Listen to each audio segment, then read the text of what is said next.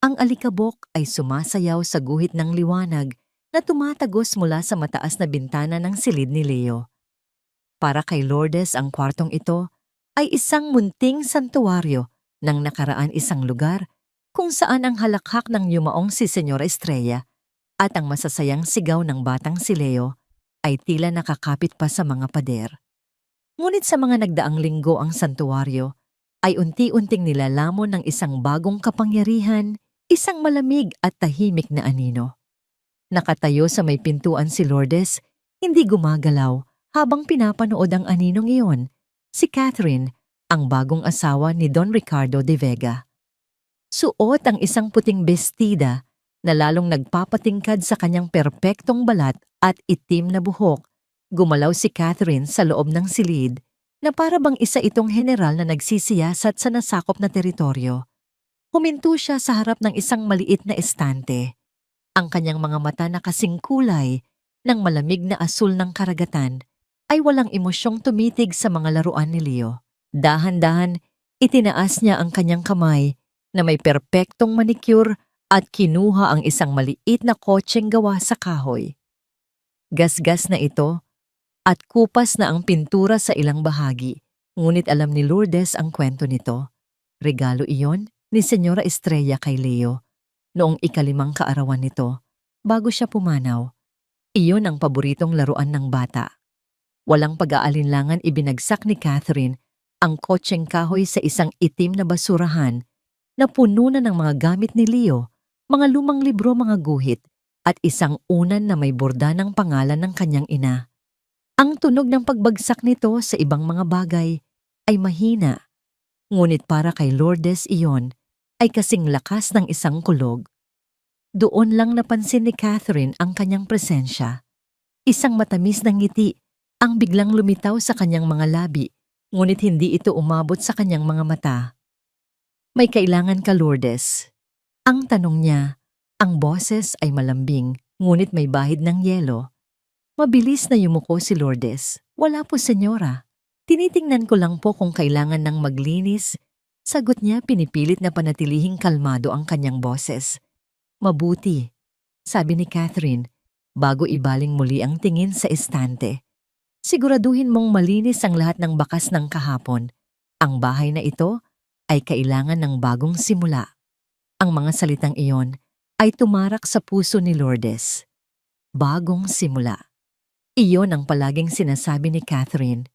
Ngunit para sa kanya ang ginagawa nito ay hindi pagsisimula, kundi pagbubura. Ang pagbubura sa alaala ni Senyora Estrella, ang babaeng pinagsilbihan niya ng may buong katapatan sa loob ng 20 taon.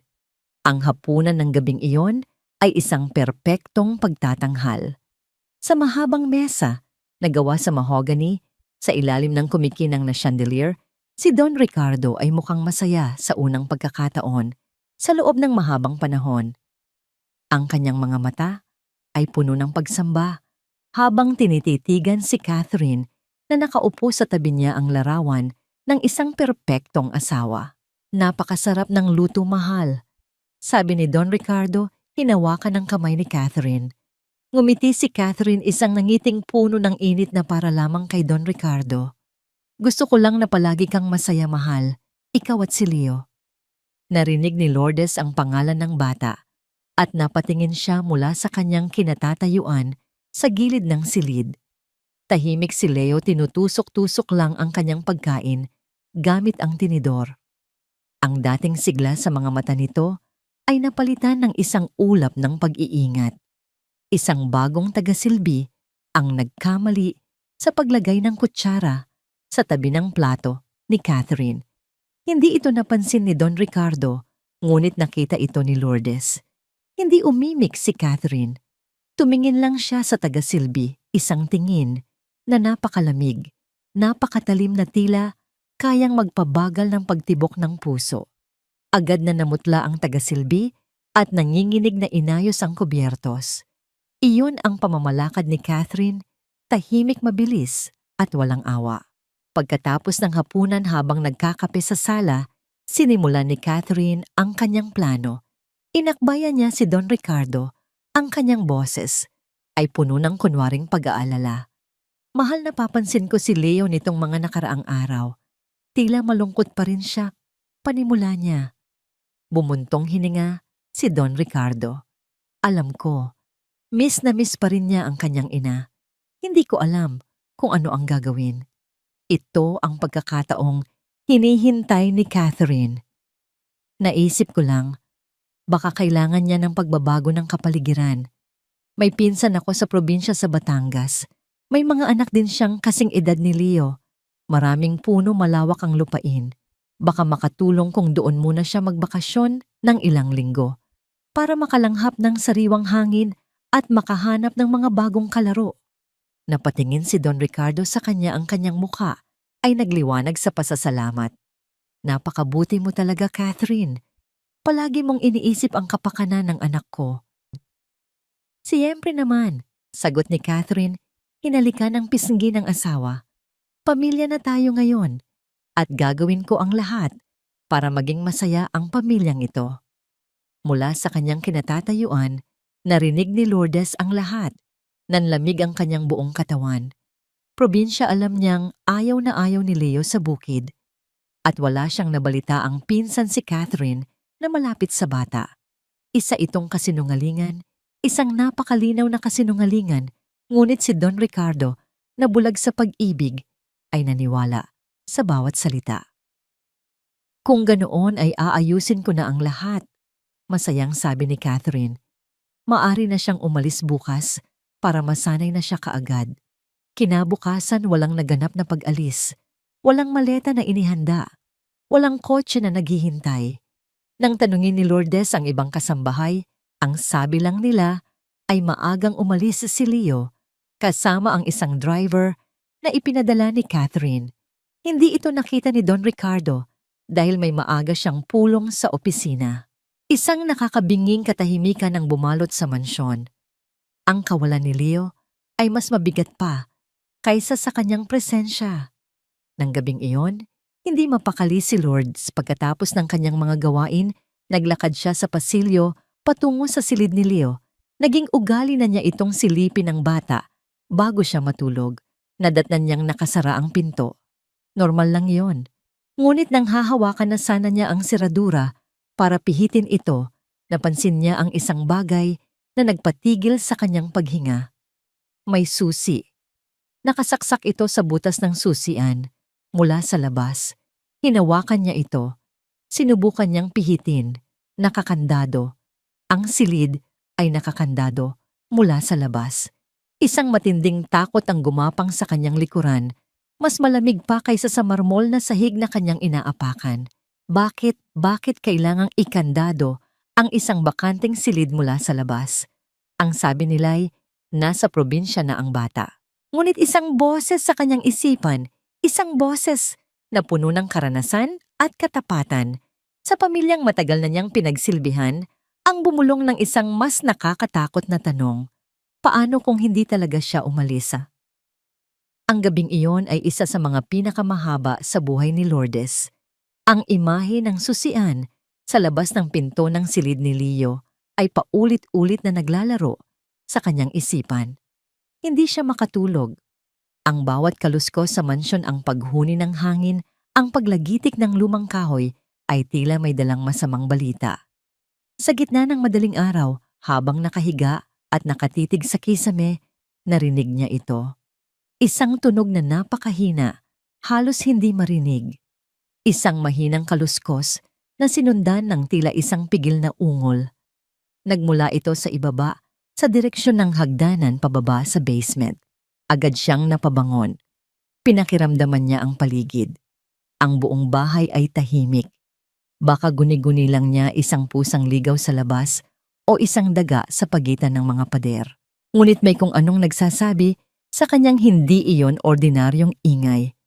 Dahan-dahan siyang bumaba sa kanyang kama, ang mga paay maingat na inilapat sa malamig na sahig. Nang papalapit na siya sa pinto ng kanyang silid, bigla itong tumigil. Isang ganap na katahimikan ang muling bumalot sa paligid. Naghintay siya ng ilang minuto, ngunit wala na siyang narinig. Bumalik siya sa kama na may mas mabigat na agam-agam sa kanyang dibdib. Lumipas ang 2 araw na puno ng pilit na normalidad.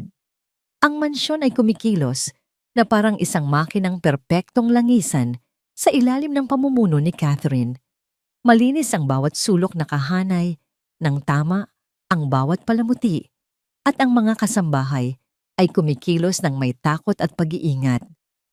Ngunit para kay Lourdes, ang katahimikan ay nakakabingi. Ang kawalan ng ingay ng naglalarong bata, ang kawalan ng munting boses na tumatawag sa kanya, ay isang sugat sa puso ng tahanan. Sinubukan niyang magtanong sa paraang hindi kahina-hinala. Sa agahan, habang nagtitimpla ng kape para kay Catherine, buong ingat siyang nagsalita. "Senyora, kamusta na po kaya si Leo? Tumawag po ba siya?" Nag-angat ng tingin si Catherine mula sa kanyang dyaryo. Ang kanyang ngiti ay kasing perpekto at kasing lamig ng porselana. "Huwag kang mag-alala, Lourdes. Nasisiyahan siya sa probinsya. Masyado siyang abala sa paglalaro para tumawag pa. Hindi mo kailangang isipin niyon." Ang mga salita ay tila pang-alo, ngunit ang tono ay isang malinaw na utos, huwag ka nang magtanong.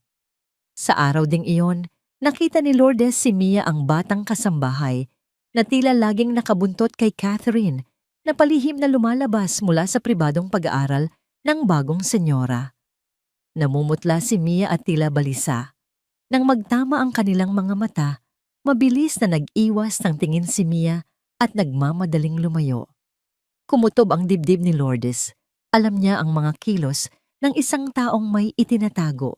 Si Mia ang mga mata at tainga ni Catherine sa kanilang hanay.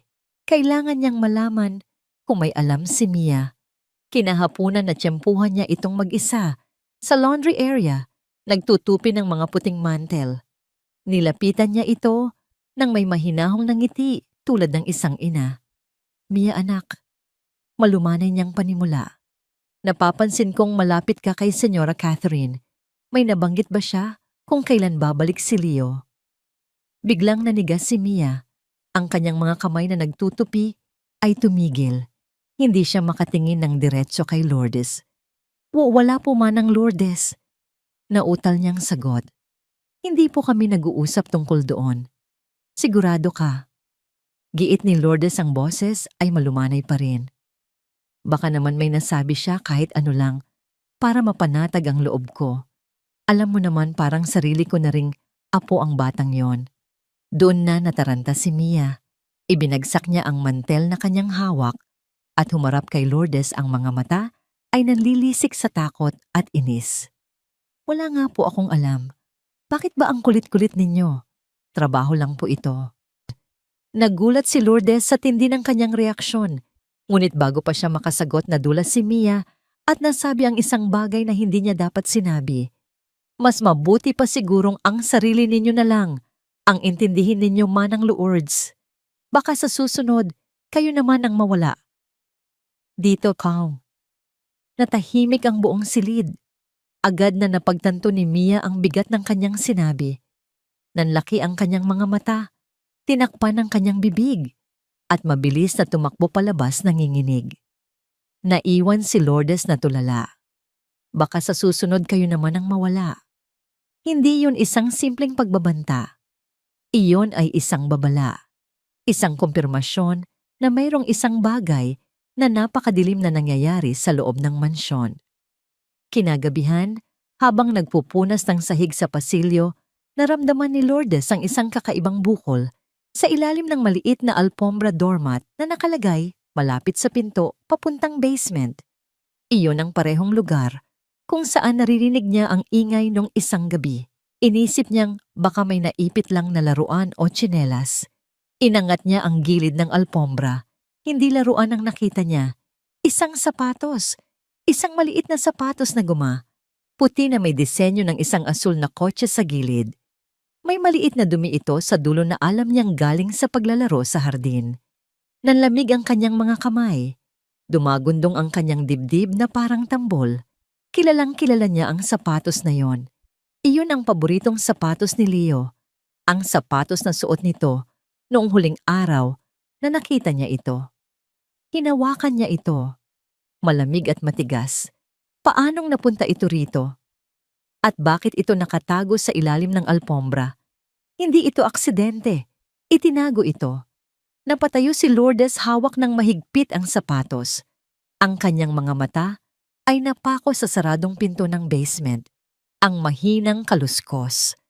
Ang nakakandadong silid. Ang pagbabanta ni Mia. At ngayon, ang sapatos. Ang lahat ng piraso ng palaisipan ay nagsasama-sama na sa kanyang isipan, bumubuo ng isang larawang napakadilim at nakakakilabot. At isang tanong ang umaling-aungaw sa kanyang isipan, isang tanong na nagpabago sa lahat. Kung itinago ang sapatos, nasaan ang bata? Ang sapatos ni Leo ay tila isang nagbabagang bakal sa kamay ni Lourdes. Hindi na ito isang simpleng hinala. Isa na itong katotohanang unti-unting nabubuo isang halimaw na nagsisimulang gumising sa kadiliman ng mansyon. Alam niyang hindi siya maaaring kumilos ng padalos-dalos. Ang isang salita sa pulisya o kahit kay Don Ricardo na walang matibay na ebidensya ay maglalagay lang sa kanya sa kapahamakan at magbibigay ng pagkakataon kay Catherine na lalong pagtibayin ang kanyang mga kasinungalingan. Kailangan niya ng pruweba. Isang pruwebang hindi maitatanggi.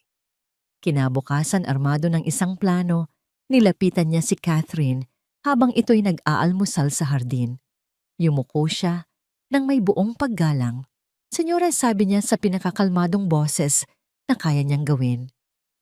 Napansin ko po na matagal nang hindi nalilinis ang lumang bodega sa basement.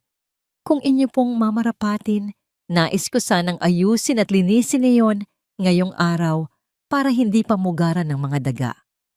Bahagyang nag-angat ng tingin si Catherine mula sa kanyang tasa ng tsa, tila sinusuri ang tunay na intensyon sa likod ng mga salita ni Lourdes. Ngunit ang ideya ng kalinisan at kaayusan ay nakasisiya sa kanya. Gawin mo ang nararapat, Lourdes. Gusto kong ang bahay na ito ay walang kapintasan mula sa itaas hanggang sa ilalim. Masusunod po, senyora. Sagot ni Lourdes nagtatago ng panginginig sa kanyang mga kamay. Nakuha na niya ang pahintulot na kailangan niya. Hindi sa bodega ang tunay niyang pakay. Ang kanyang pakay ay ang lugar sa tabi nito, isang bahagi ng basement na matagal nang nakasara at tila kinalimutan na ng lahat ang lumang silong ng alak ang wine cellar. Alam niyang iisa lang ang taong maaaring magkaroon ng susi nito. Natagpuan niya si Gregorio, ang matandang hardinero na nag-aalaga ng mga rosas ni yumaong Senyora Estrella. Si Gregorio ay isang taong kaunti kung magsalita, ngunit ang kanyang katapatan sa pamilya de Vega ay mas malalim pa sa mga ugat ng mga punong kanyang inaalagaan. Mang Gregorio, mahinang tawag ni Lourdes. Huminto sa pagugupit ng mga tuyong sanga ang hardinero at humarap sa kanya. Ang mga mata nito, bagamat kulubot na sa katandaan, ay matalas at mapanuri. Ang susi po sa lumang wine cellar. Naitatago niyo pa po ba? Diretsong tanong ni Lourdes, walang paligoy-ligoy. Hindi nagulat si Gregorio. Tinitigan niya lang si Lourdes ng ilang sandali. At sa kanilang mga mata, nagkaroon sila ng isang tahimik na pag-uusap, isang pag-uusap ng dalawang taong nakasaksi sa pagbabago ng ihip ng hangin sa loob ng mansyon. Walang tanong na namutawi sa kanyang mga labi kung para saan iyon. Kinuha niya ang isang bungkos ng mga lumang susi mula sa kanyang bulsa, pinili ang isang maliit at kalawangin na at iniabot ito kay Lourdes. Mag-ingat ka, Lourdes, sabi niya. Ang boses ay mahina, ngunit may bigat. Ang bagong reyna ay parang ahas. Mahinahon, kung gumapang ngunit handang tumuklaw kapag hindi ka nakatingin. Tumango si Lourdes, isinilid ang susi sa kanyang bulsa. Ang malamig na bakal niyon ay nagbigay sa kanya ng tapang at lalo pang nagpatindi sa kanyang kaba. Buong araw kumilos si Lourdes na parang normal. Naglinis, nagutos, nagsilbi. Ngunit ang kanyang isipan ay nasa basement. Bawat ngiti ni Catherine sa hapagkainan, bawat halakhak ni Don Ricardo na bulag sa katotohanan ay parang mga karayom na tumutusok sa kanyang puso.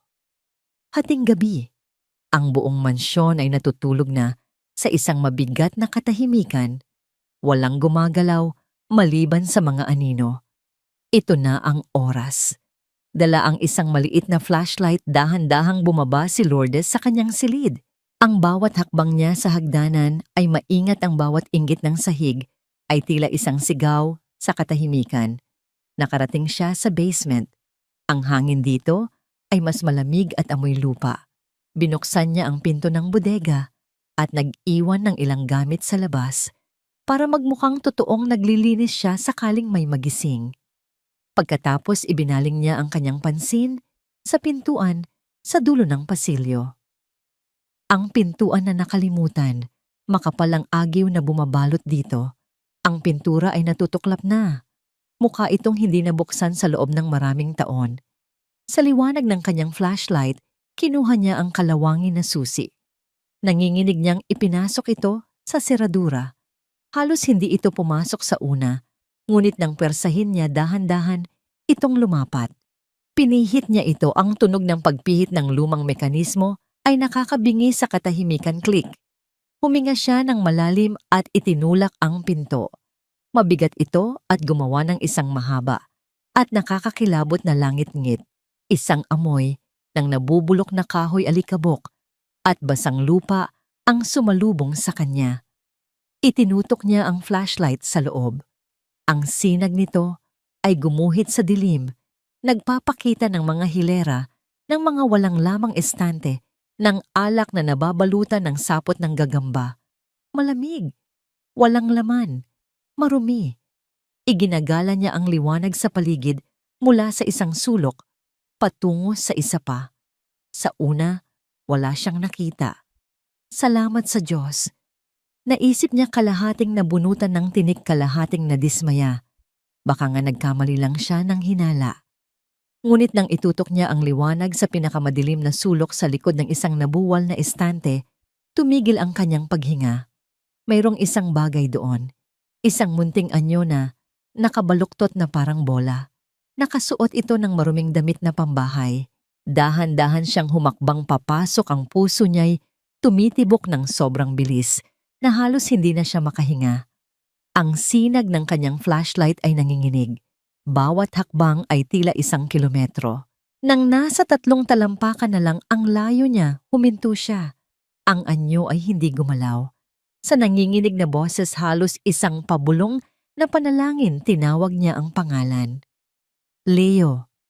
Dahan-dahan ang munting anyo ay gumalaw. Nag-angat ito ng ulo. Sa dilim, sa gitna ng sinag ng kanyang flashlight, 2 malalaking mata ang tumitig, pabalik sa kanya, mga matang nanlalaki, sa takot puno ng luha, at sumasalamin sa tanging liwanag sa loob ng madilim na silong na yon. Sa isang iglap, nawala ang lahat ng pag-aalinlangan at takot ni Lourdes.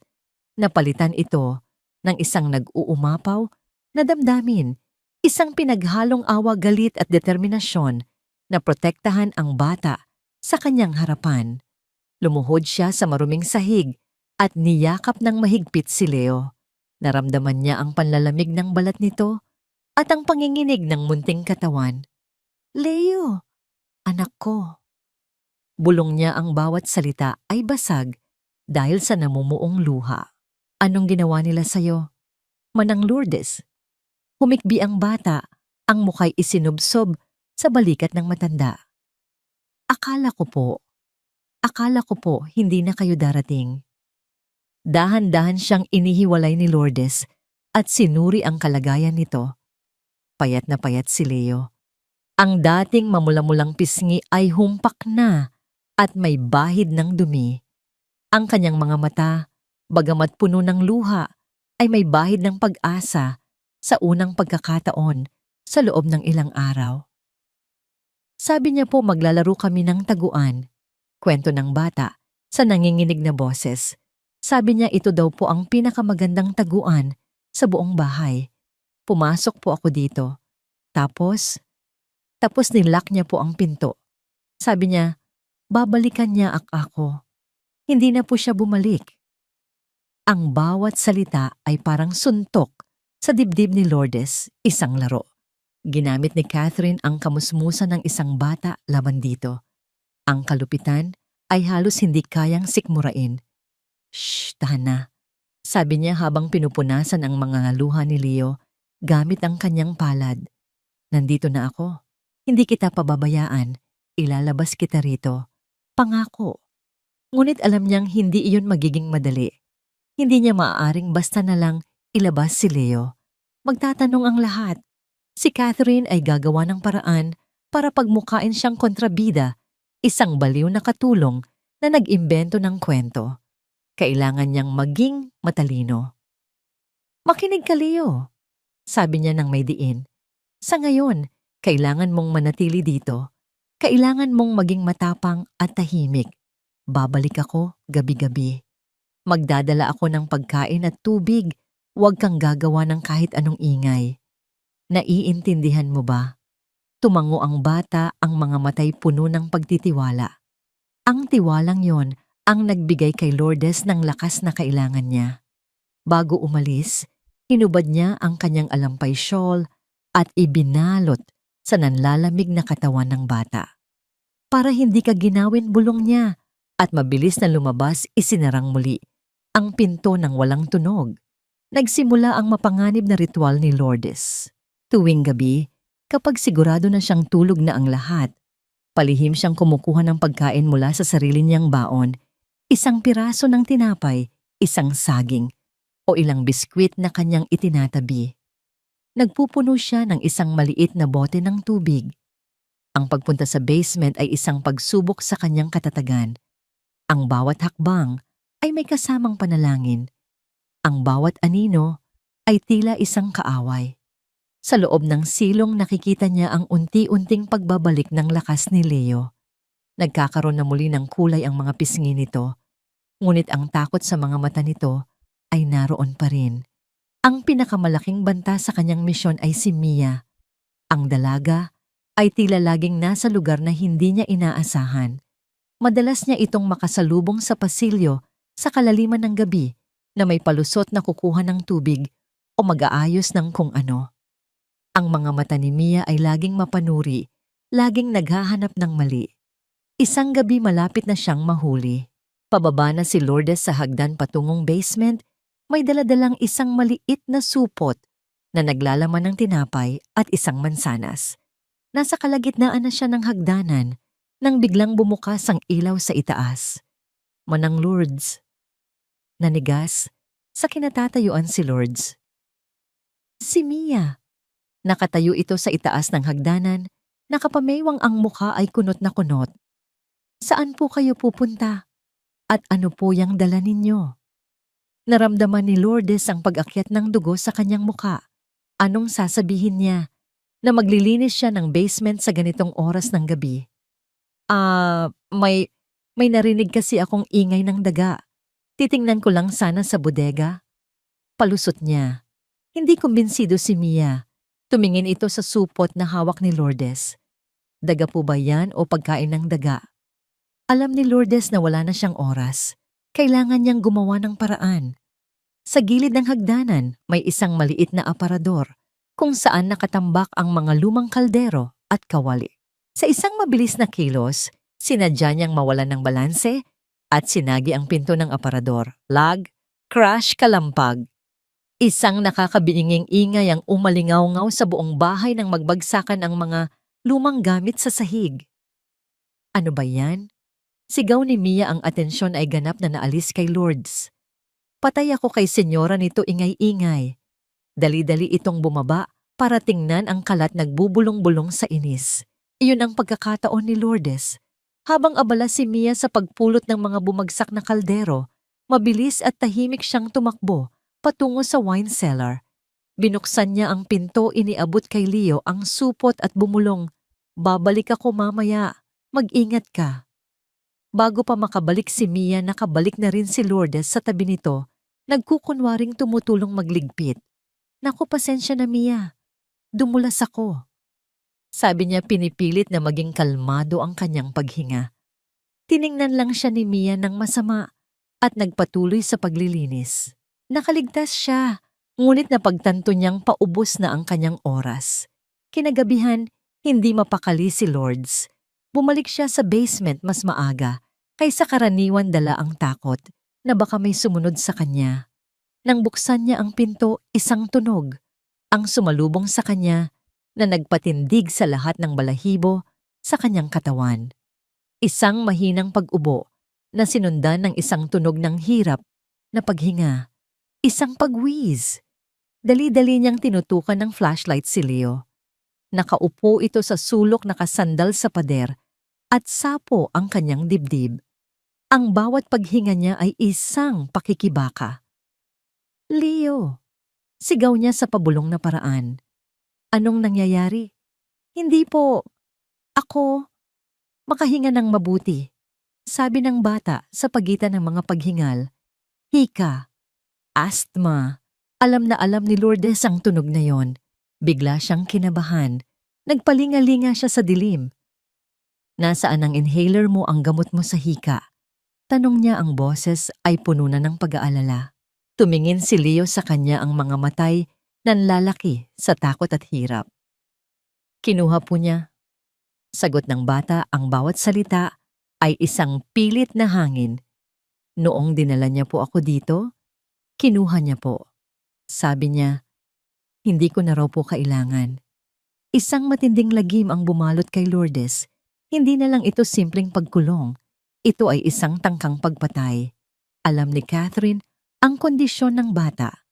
Ang pag-alis sa kanyang gamot ay isang hatol ng kamatayan. Ang takot sa kanyang puso ay biglang nag-apoy at naging purong galit. Hindi na ito isang simpleng misyon ng pagliligtas. Isa na itong karera laban sa oras. Ang hirap na paghinga ni Leo ay umalingaw-ngaw sa isipan ni Lourdes na parang isang sirenang hindi tumitigil. Bawat segundo ay mahalaga. Hindi na sapat ang tinapay at tubig. Buhay na ng bata ang nakasalalay sa paghahanap ng inhaler. Alam niya sa kaibuturan ng kanyang puso na iisa lang ang lugar kung saan maaaring naroon ang gamot sa poder ng babaeng kumuha nito. Kinabukasan ang kilos ni Lourdes ay may bagong bigat at layunin. Ang kanyang mga mata ay hindi na nagpapakita ng takot, kundi ng isang determinasyong sinubok sa apoy. Hinintay niya ang pagkakataong umalis si Don Ricardo para sa isang buong araw na pulong sa Makati. Alam niyang ito na ang kanyang pagkakataon. Nagkunwari siyang nag-aayos ng mga bulaklak sa pasilyo sa ikalawang palapag, malapit sa master's bedroom. Taimtim niyang pinakinggan ang bawat kilos sa loob ng mansyon. Narinig niya ang boses ni Catherine na nag-uutos kay Mia na ihanda ang sasakyan. Pupunta lang ako sa salon, Mia. Siguraduhin mong walang sino mang aabala sa akin. Nang marinig niya ang tunog ng paalis na sasakyan, nagsimulang tumibok ng mabilis ang kanyang puso. Ito na. Sa isang kilos, na sanay na. Sa pagiging hindi kapansin-pansin, pumasok siya sa silid ni na Don Ricardo at Catherine. Ang kwarto ay malawak at marangya, ngunit para kay Lourdes ang hangin sa loob ay mabigat at puno ng kasinungalingan. Amoy na amoy ang mamahaling pabango ni Catherine.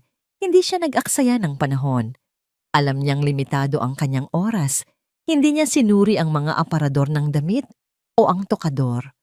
Dire-diretso siya sa lugar kung saan itinatago ng mga tao ang mga bagay na ayaw nilang makita ng iba, ang mga bagay na tinatapon. Ang banyo. Sa ilalim ng lababo, sa loob ng isang maliit na basurahan, na may takip na pilak, natagpuan niya ito. Ang asul na inhaler ni Leo. Hindi ito itinago. Itinapon ito na parang isang walang kwentang basura. Nanginginig niyang dinampot iyon. Ito ang patunay. Ito ang armas. Ito ang buhay ni Leo. Mahigpit niya itong hinawakan sa kanyang palad at mabilis na isinilid sa bulsa ng kanyang uniforme. Paglabas niya ng silid, isang anunsyo ang sumalubong sa kanya mula kay Mia.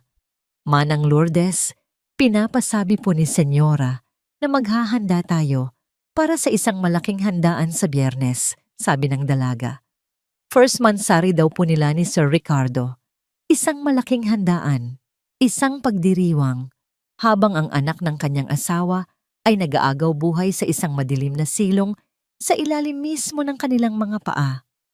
Ang kabalintunaan ay napakasaklap, ngunit sa halip na panghinaan ng loob isang ideya ang biglang pumasok sa isipan ni Lourdes. Isang entablado, isang pagkakataon. Sa gabing iyon, lahat ng mahahalagang tao ay naroroon. Sa gabing iyon, hindi makakatakas si Catherine sa mata ng publiko. Hapon na nang bumalik si Catherine masaya at nagliliwanag mula sa kanyang pagpapaganda. Nagkasalubong sila sa pasilyo. Ngumiti si Catherine, isang ngangiting hindi umaabot sa kanyang mga mata. Lourdes, siguraduhin mong ang pinakamagandang kubyertos na pilak ang gagamitin natin sa Biyernes. Kailangan maging perpekto ang lahat. Opo, senyora. Sagot ni Lourdes, ngunit hindi siya umalis. Tumayo lang siya roon, nakatitig ng diretso kay Catherine. Naramdaman ni Catherine ang pagbabago sa kilos ni Lourdes. Nawala ang kanyang ngiti. May problema ba? Dahan-dahang inilabas ni Lourdes ang kanyang kamay mula sa kanyang bulsa at itinaas ito. Sa gitna ng kanyang palad ay nakapatong ang asul na inhaler. Ang pagbabago sa mukha ni Catherine ay mabilis at nakakatakot. Ang kanyang perpektong maskara ay gumuho, nagpapakita ng purong gulat na agad na napalitan ng nanlilisik na galit. Sa isang iglap, nawala ang imahe ng isang mahinhin at mabait na asawa. Ang kaharap ni Lourdes ngayon ay ang tunay na halimaw. Saan mo nakuha yan? Anas ni Catherine, ang boses ay mahina at puno ng panganib. Sa basurahan, kalmadong sagot ni Lourdes. Kung saan ninyo itinapon ang buhay ng isang bata. Tumawa si Catherine, isang tawang walang kagalakan, isang tawang nakakakilabot. At ano ngayon? Anong gagawin mo? Magsusumbong ka. Sino ang paniniwalaan nila? Lourdes, isang hamak na katulong, o ang asawa ng pinakamayamang negosyante sa bayang ito? Humakbang siya palapit, ang muka'y ilang pulgada na lang ang layo mula kay Lourdes. Wala kang laban sa akin. Matanda ka na. Isang salita ko lang, hindi ka lang mawawalan ng trabaho. Sisiguraduhin kong habang buhay kang maghihirap sa kalye. At pagkatapos binanggit niya ang isang bagay na nagpaapoy sa huling hibla ng pagtitimpi ni Lourdes. Sayang nga at hindi na lang siya isinama ng tunay niyang ina. Bulong ni Catherine nang may ngisi. Isang mahinang bata mula sa isang mahinang babae. Mga pabigat lang sila sa pamilyang ito. Pak! Ang tunog ay umalingaw-ngaw sa tahimik na pasilyo, matunog at malutong. Ang sampal ni Lourdes ay buong lakas. Naramdaman niya ang sakit sa kanyang palad, ngunit wala itong panama sa sakit na nararamdaman ng kanyang puso. Napatigagal si Catherine. Ang kanyang ulo ay bahagyang tumagilid. Dahan-dahan itinaas niya ang kanyang kamay at hinawakan ang kanyang namumulang pisngi. Ang kanyang mga mata na puno ng di makapaniwalang galit ay dahan-dahang tumingin pabalik kay Lourdes. Hayop ka! Anas niya, ang bawat salita ay puno ng lason. Ang kanyang mga labi ay nanginginig sa galit. Patay ka sa akin. Hindi natinag si Lourdes. Tinapatan niya ang nag-aapoy na tingin ni Catherine. Hindi ako natatakot sa'yo. Dapat lang. Sagot ni Catherine, isang nakakatakot na ngiti ang unti-unting sumilay sa kanyang mga labi. Pagbabayaran mo ang sampal na ito, matandang hukluban. Pagkatapos ng handaan sa Biyernes, luluhod ka sa harapan ko at magmamakaawang patawarin kita at sisiguraduhin kong hindi kita patatatawarin. Tumalikod si Catherine at naglakad paalis, ang bawat hakbang ay may diin. Naiwan si Lourdes sa pasilyo, ang kanyang kamay ay nanginginig pa rin, hindi sa takot kundi sa adrenaline. Alam niya, sa sandaling iyon na wala ng atrasan. Ang digmaan ay opisyal nang nagsimula. Ang sampal ay nag-iwan ng isang malinaw at hindi nakikitang linya sa mansyon. Sa isang panig ay si Lourdes, sa kabila ay si Catherine, at sa gitna si Don Ricardo, bulag pa rin sa digmaang namumuo sa kanyang sariling pamamahay. Nang gabing iyon sa hapunan, hindi nakaligtas sa paningin ni Don Ricardo ang bahagyang pamumula Sa pisngi ng kanyang asawa, na pilit tinatakpan ng makapal na makeup. Anong nangyari sa mukha mo, mahal? Nag-aalalang tanong niya hinahawakan ng pisngi nito. Agad na umarte si Catherine. Ang kanyang mga mata ay biglang napuno ng luha. Humikbi siya ng mahina at yumakap kay Don Ricardo. Wala ito, mahal. Isang aksidente lang. Anong klaseng aksidente? Giit ng Don ang boses ay nagiging seryoso. Tumingin si Catherine kay Lourdes na tahimik na nagsasali ng tubig sa mga baso, ang mukha ay walang emosyon.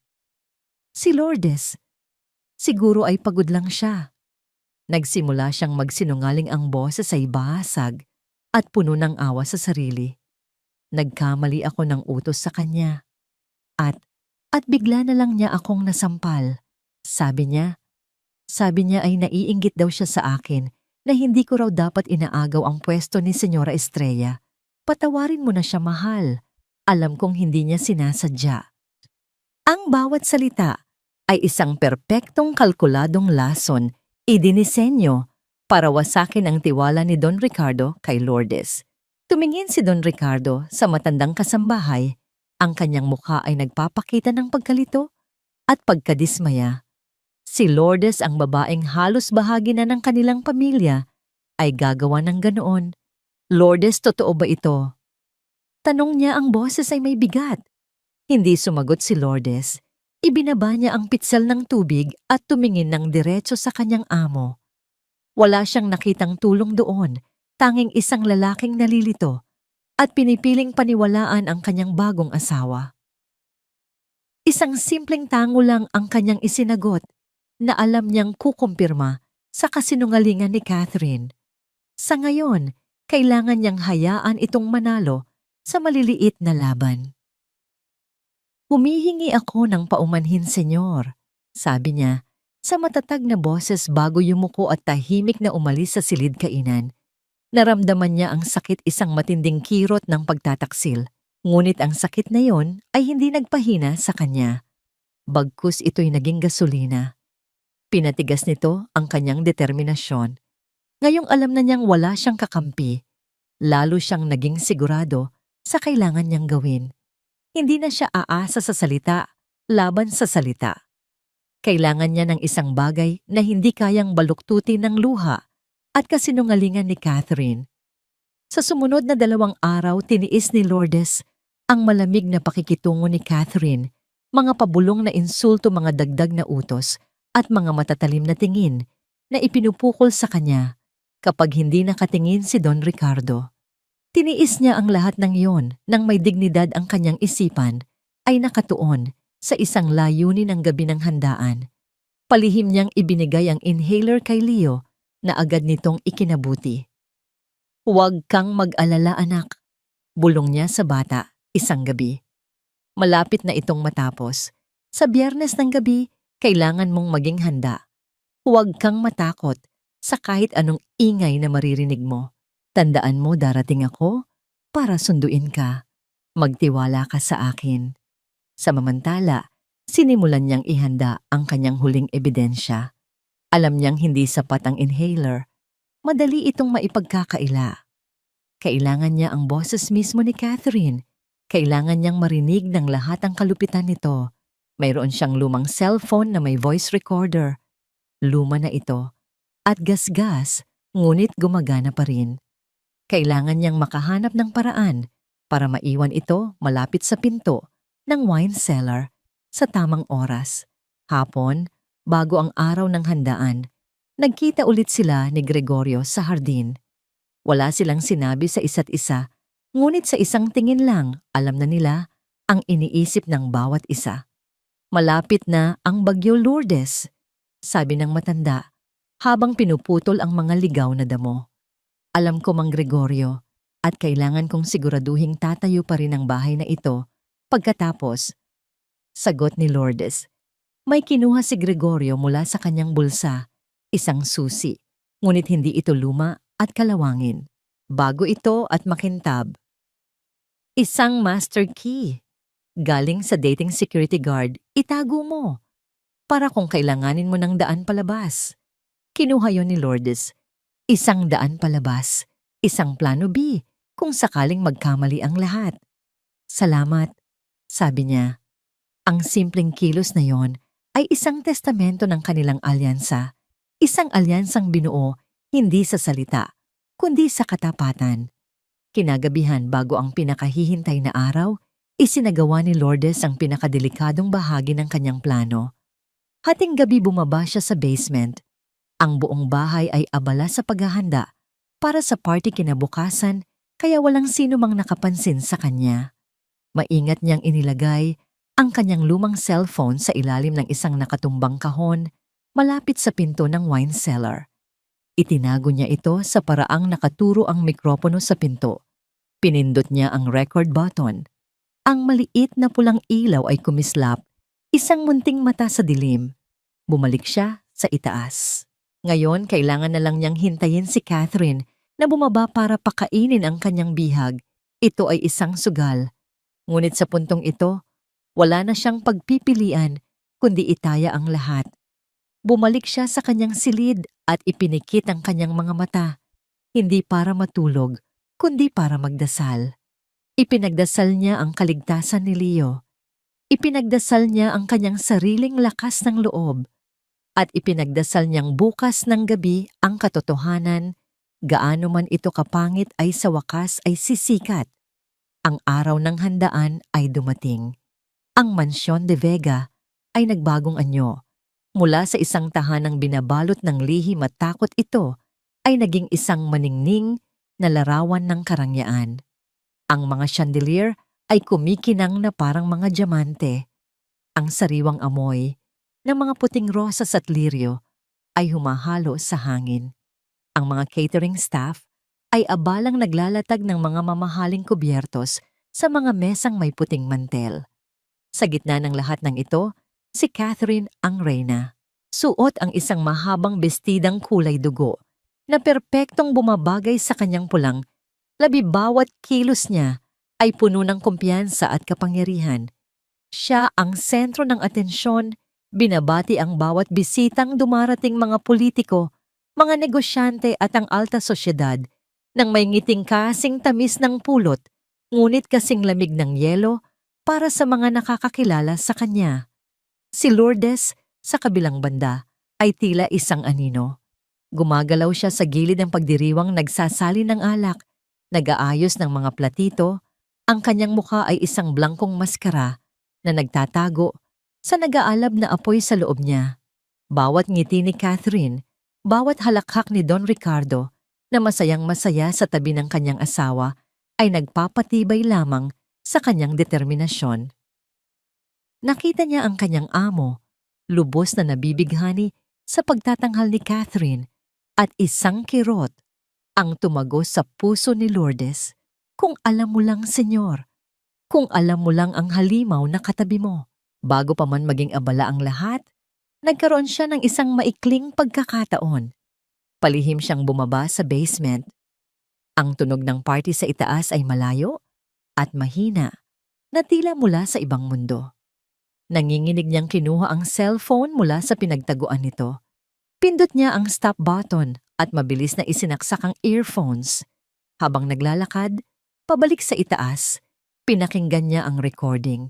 Sa una, puro katahimikan. Ngunit pagkatapos ng ilang minuto, narinig niya ang langit-ngit ng pinto. At pagkatapos ang boses ni Catherine, malinaw at walang bahid ng pagkukunwari. "O, gising ka pa pala, munting prinsipe." Narinig niyang sabi nito, puno ng pang-aalipusta. "Heto ang pagkain mo. Tandaan mo ito na ang huli. Kaya namnamin mo na." Isang mahinang tunog ng pagbagsak ng isang bagay sa sahig, marahil ay isang plato. Sinundan ito ng isang pigil na hikbi mula kay Leo. "Tumahimik ka," sigaw ni Catherine. "Wala kang karapatang umiyak sa bahay na ito. Dapat kang magpasalamat at binubuhay pa kita. Pero huwag kang mag-alala, malapit na ring matapos ang paghihirap mo. Pagkatapos ng gabing ito, wala nang makakaalala sa'yo. Ako na ang magiging reyna at ang anak ko ang magiging tagapagmana. Hindi isang basura na tulad mo." Napahinto sa paglalakad si Lourdes. Kinailangan niyang sumandal sa pader para suportahan ang sarili. Ang kanyang mga tuhod ay nanlambot sa narinig. Ang kalupitan, ang walang awang pag-amin sa kanyang plano. Ito na, hawak na niya ang sandata. Tinanggal niya ang earphones, itinago ang cellphone sa pinakaloob-looban ng kanyang bulsa at huminga ng malalim. Ang anino ay handa nang lumabas sa dilim. Pagbalik niya sa bulwagan, hinarang siya ni Mia.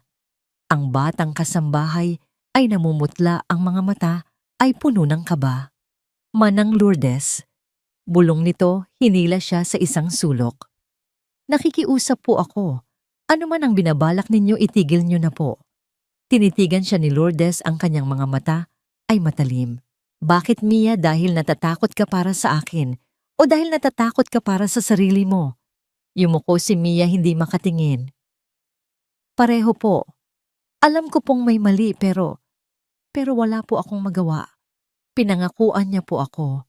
Sabi niya, pag-aaralin niya ang mga kapatid ko. Kapag nagsalita ako, mawawala ang lahat. Isang saglit na awa ang naramdaman ni Lourdes para sa dalaga. Biktima rin ito sa ibang paraan, ngunit ang awa ay hindi sapat para pigilan ang katarungan. Ang takot ay isang kulungan, Mia. Mahinahong sabi ni Lourdes. Ngayong gabi, isa sa atin ang makakalaya at hindi ako iyon ang mananatili sa loob.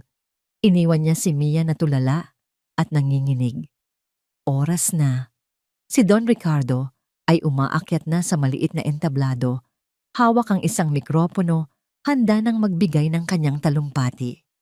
Ang lahat ng bisita ay tumahimik, ang kanilang mga muka ay nakatingin sa kanyang mga baso ng champagne ay nakataas.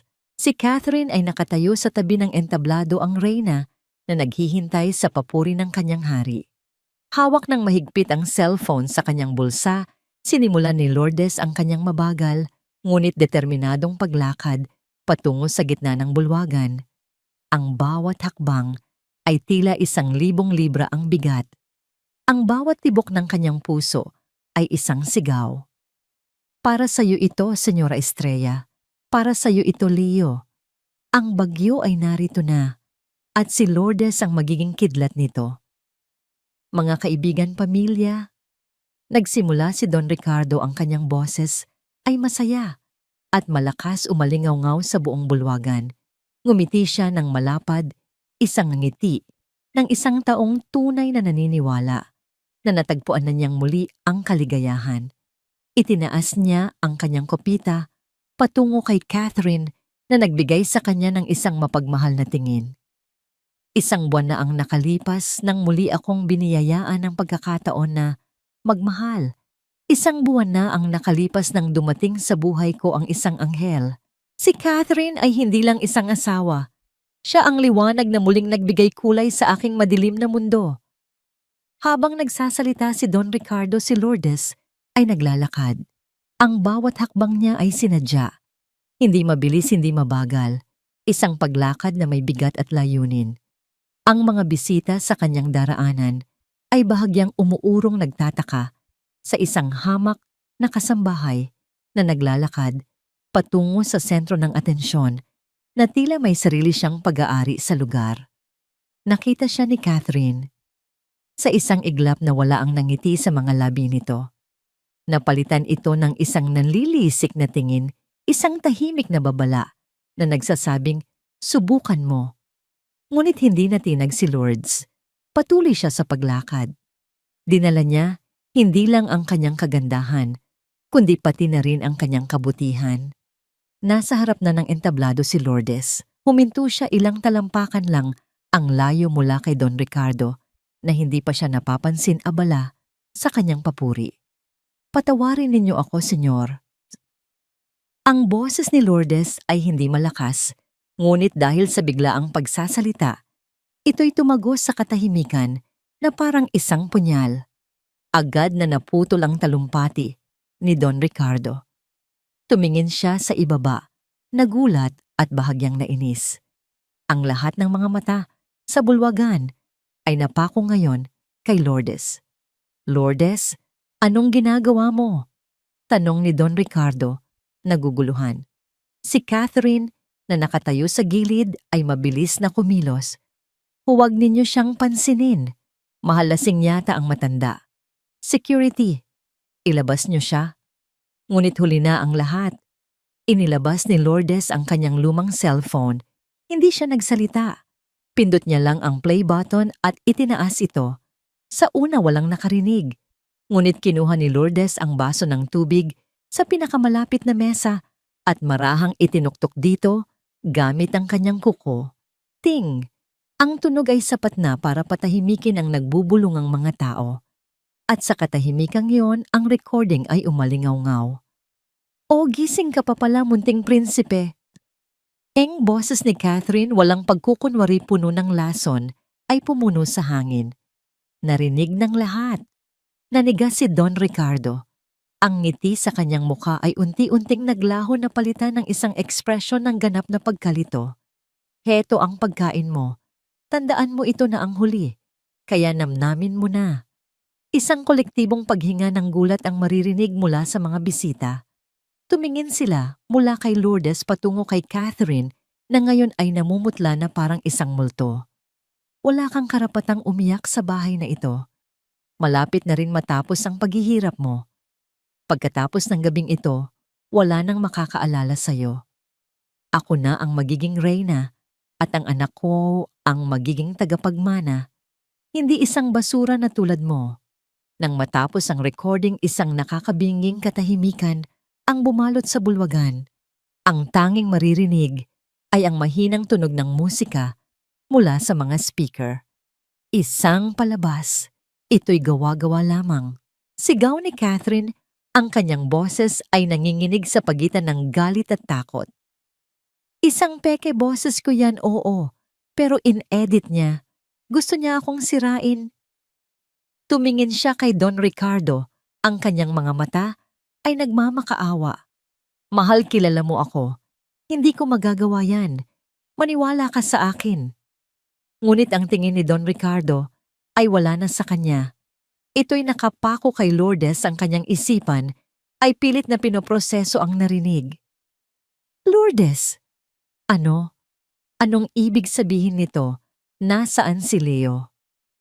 Hindi sumagot si Lourdes.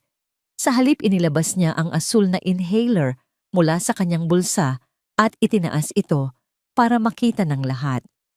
Kung si Leo po ay masayang nagbabakasyon sa probinsya, tanong ni Lourdes sa isang malinaw at matatag na boses, bakit po ang gamot niya sa hika na kailangan niya para mabuhay ay natagpuan ko sa inyong basurahan? Iyon ang sandaling gumuho ang lahat para kay Catherine. Ang inhaler ang pisikal na ebidensya na hindi niya maitatanggi.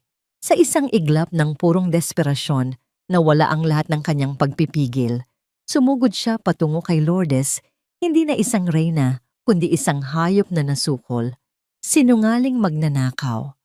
Sigaw niya. Sa kanyang pagmamadali, nasagi niya ang isang waiter na may dalang tray ng mga kopita ng red wine. Ang tray ay lumipad. Ang mga kopita ay nabasag sa sahig at ang madilim na pulang alak ay tumilapon diretso sa puting uniforme ni Lourdes, bumabakat na parang isang sariwang sugat. Ngunit hindi natinag si Lourdes. Hinayaan niya lang ang malamig na alak na bumasa sa kanyang damit.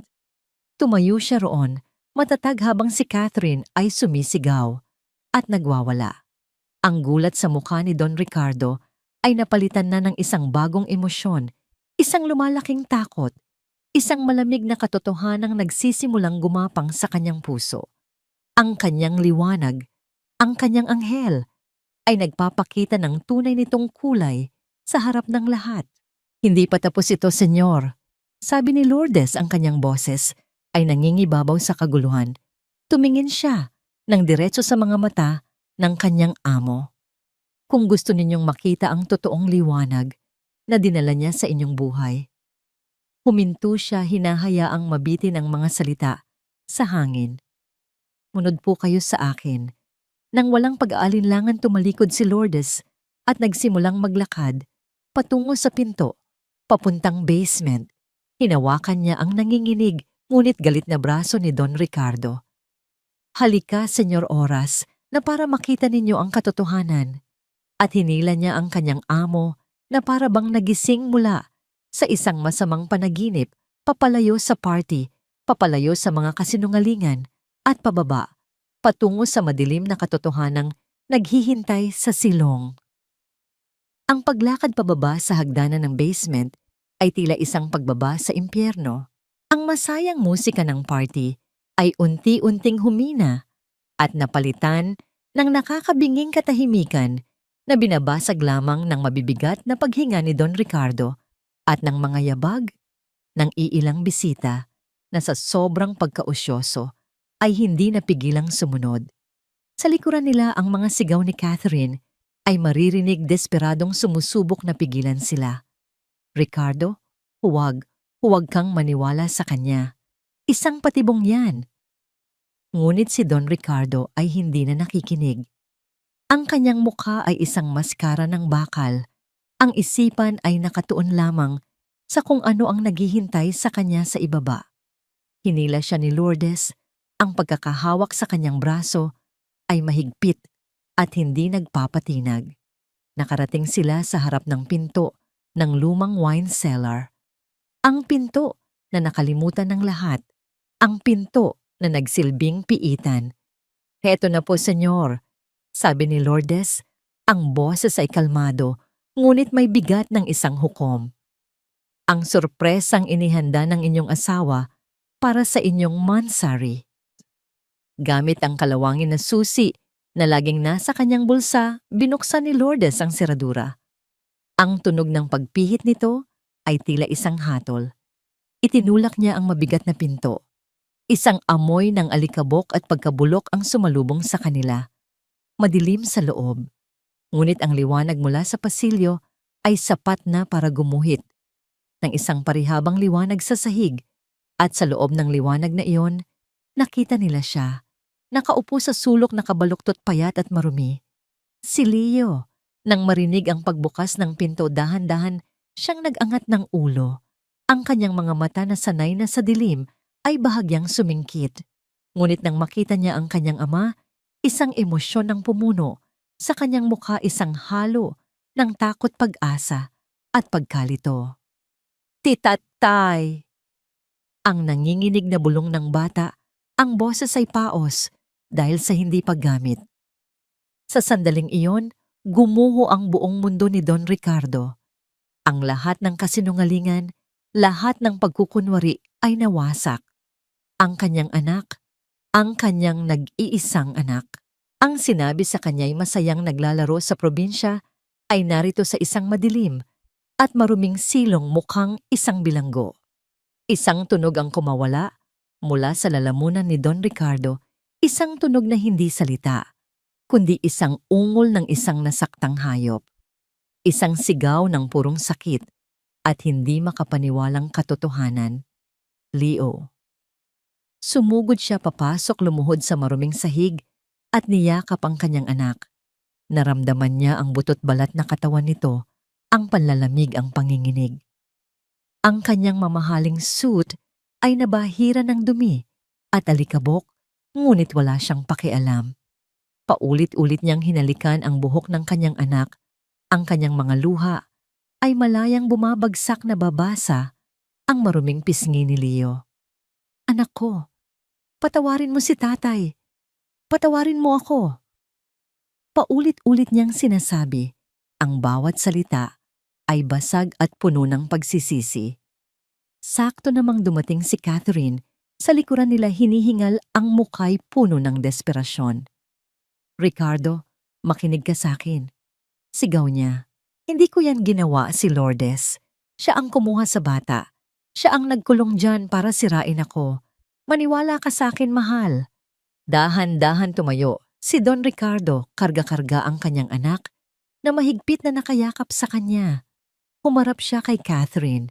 Ang pag-ibig at pagsamba na dati nasa kanyang mga mata ay wala na.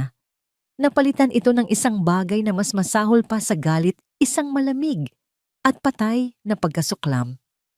"Tumahimik ka," sabi niya. Ang boses ay mahina, ngunit may bigat na kayang magpayanig ng lupa.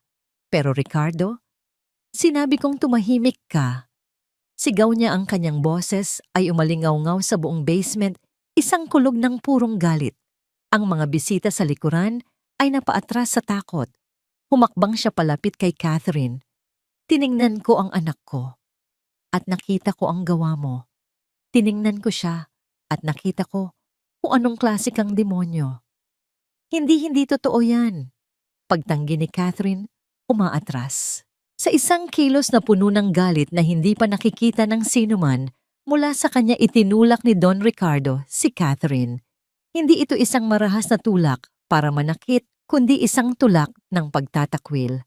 Nawalan ng balanse si Catherine at bumagsak sa isang tumpok ng mga luma at marupok na kahon ng alak na nabasag sa kanyang pagbagsak. Lumayas ka sa bahay ko. Sigaw ni Don Ricardo. Lumayas ka sa buhay namin. Huwag na huwag ka nang magpapakita sa akin, hayop. Napahiga si Catherine sa sahig, umiiyak at nagmamakaawa, ngunit wala nang nakikinig. Ang kanyang pagtatanghal ay tapos na. Ang kurtina ay bumagsak na. Habang nagaganap ang kaguluhan, isang kakaibang bagay ang nangyari. Napahawak si Catherine sa kanyang tiyan. Ang kanyang mukha ay biglang nag-iba mula sa galit patungo sa sakit. Isang maitim na mantsa ang unti-unting kumalat sa kanyang mamahaling bestida malapit sa kanyang mga hita. Dugo. Tumingin siya kay Don Ricardo, ang kanyang mga mata ay puno ng huling desperadong sugal. Ang anak natin, anas niya, ang boses ay basag at nanginginig. Ricardo, ang baby natin. Ngunit huli na ang lahat. Para kay Don Ricardo, kahit na totoo pa ang sinasabi nito, wala na itong halaga. Ang babaeng nasa harapan niya ay ang parehong babaeng halos pumatay sa kanyang unang anak. Ang mga security guard ng mansyon ay dumating na kasama ang ilang bisita na tumawag na rin ng ambulansya at pulis. Naiwan sa gitna ng kaguluhan si Lourdes, tahimik na nakatayo sa gilid, habang karga ni Don Ricardo ang kanyang anak, umiiyak at humihingi ng tawad. Tapos na ang laban. Ang katotohanan, gaano man ito kasakit, ay sa wakas ay lumabas na mula sa silong. Ang tunog ng mga sirena pulis at ambulansya ang tuluyang tumapos sa marangyang handaan. Ang mga bulong-bulungan ng mga bisita ay napalitan ng mga opisyal na tanong at imbestigasyon. Si Catherine ay isinakay sa ambulansya hindi dahil sa anumang seryosong komplikasyon, kundi bilang standard procedure. Kalaunan sa ospital, nalaman ang katotohanan, walang baby. Ito ay isa lamang kasinungalingan, ang kanyang huling desperadong pagtatangka na kumapit kay Don Ricardo, isang dramang nabigo. Mula sa ospital, diretso siyang inilipat sa kustodya ng pulisya upang harapin ang mga kasong isinampa laban sa kanya, illegal detention at attempted murder. Ang reyna ay tuluyan ng bumagsak. Lumipas ang ilang linggo. Ang katahimikan ay muling bumalik sa Mansion de Vega, ngunit hindi ito ang dating nakakabinging katahimikan ng takot. Ito ay isang katahimikang may halong paghilom. Ang mga kasambahay ay kumikilos nang mas magaan, ang mga anino ng pag-aalinlangan ay napalitan ng respeto at paghanga tuwing napapatingin sila kay Lourdes. Si Mia, matapos magbigay ng kanyang salaysay sa pulisya, ay kusang loob na nag-resign, dala ang kahihiyan, ngunit marahil ay isang aral na habang buhay niyang babaunin. Si Leo ay unti-unting bumabalik sa dati. Ang kanyang pisikal na lakas ay nanumbalik sa tulong ng tamang pagkain at pag-aalaga. Ngunit ang mas mahalaga, ang liwanag sa kanyang mga mata ay nagsisimula nang kumislap muli. Naglalaro na siya ulit sa hardin, ang kanyang halakhak ay muling naging musika sa mansyon. Ngunit ngayon, lagi siyang malapit sa kanyang ama o kay Lourdes na tila ayaw nang mawalay pa. Si Don Ricardo sa kabilang banda ay isang taong nagbago. Ang dating kumpiyansa ay napalitan ng isang mapagkumbabang katahimikan. Ang kanyang mga mata ay nagpapakita ng bigat ng kanyang pagsisisi, isang permanenteng paalala ng kanyang pagkabulag. Ang sakit ng pagtataksil ni Catherine ay malalim, ngunit mas malalim pa ang sakit ng katotohanang muntik na niyang ipahintulot na mapahamak ang sarili niyang anak. Isang hapon ipinatawag niya si Lourdes sa kanyang pribadong pag-aaral. Hindi ito isang pag-uutos ng amo sa isang utusan. Ito ay isang paanyaya. Nakaupo si Don Ricardo sa likod ng kanyang mamahaling mesa. Si Lourdes ay tumayo ng may paggalang sa kanyang harapan. Sa loob ng ilang sandali, tinitigan lang ni Don Ricardo ang babaeng naglingkod sa kanyang pamilya sa loob ng maraming taon. Ang babaeng mas naging magulang pa sa kanyang anak kaysa sa kanya. "Maupo ka, Lourdes," sabi niya. Sa wakas itinuturo ang silya sa harap ng mesa. Nagatubili si Lourdes ngunit sumunod din. Hindi ko alam kung paano magsisimula. Aminado ni Don Ricardo, ang kanyang boses ay mahina. Ang salitang salamat ay parang isang insulto sa ginawa mo. Hindi sapat. Hinding-hindi magiging sapat. Tumingin siya sa labas ng bintana, kung saan masayang nagdidilig ng halaman si Leo kasama si Gregorio. Niligtas mo siya, Lourdes. Hindi lang ang buhay niya. Niligtas mo ang kaluluwa niya. Niligtas mo rin ako mula sa sarili kong katangahan. Huminga siya ng malalim bago muling tumingin kay Lourdes. Ang kanyang mga mata ay puno ng isang emosyong hindi pa nakikita ng matanda mula sa kanya ganap na pagpapakumbaba. "Pinirmahan ko na ang mga papeles kanina." Pagpapatuloy niya. "Inilipat ko ang isang malaking halaga sa iyong pangalan. Sapat para hindi ka na magtrabaho habang buhay. Bilhin mo ang bahay na gusto mo. Maglakbay ka.